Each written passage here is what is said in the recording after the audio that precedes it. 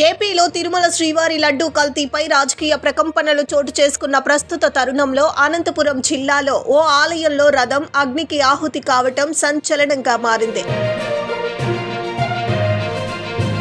రాయదుర్గం నియోజకవర్గం కనేకల్ మండలం హనకనక హాల్ గ్రామంలో ఈ ఘటన చోటు చేసుకుంది. ఆలయ ప్రాంగణంలో ఉంచిన రథానికి దుండగులు నిప్పు పెట్టినట్లుగా అనుమానిస్తున్నారు. గత అర్ధరాత్రి రథం వద్ద దట్టమైన పొగలు కమ్ముకొని మంటలు చెలరేగడంతో స్థానికులు గుర్తించి వెంటనే మంటలను ఆర్పివేశారు. అయినా సగానికి పైగా రథం కాలిపోయింది. సమాచారం మేరకు పోలీసులు ఘటనా స్థలికి చేరుకొని దర్యాప్తు చేపట్టారు. ఈ దుశ్చర్యకు పాల్పడింది ఎవరు? కాకతాళీయంగా జరిగిందా? ఉద్దేశపూర్వకంగానే చేశారా అనే కోణంలో పోలీసులు దర్యాప్తును కొనసాగిస్తున్నారు. అయితే ఈ ఘటనపై సీఎం చంద్రబాబు సీరియస్ అయినట్లు తెలుస్తోంది. ఘటనపై ఆరా తీసి పూర్తి వివరాలు తెలియజేయాలని పోలీసు ఉన్నతాధికారులను ఆదేశించినట్లు సమాచారం. దీంతో క్రిమినల్ కేసు నమోదు చేసిన పోలీసులు నిందితుల కోసం 4 బృందాలుగా విడిపోయి గాలింపు చర్యలు కొనసాగిస్తున్నారు. కాగా 10 లక్షల రూపాయలతో రథాన్ని ఈ మధ్య కాలంలోనే తయారు చేయించినట్లు స్థానికులు చెబుతున్నారు.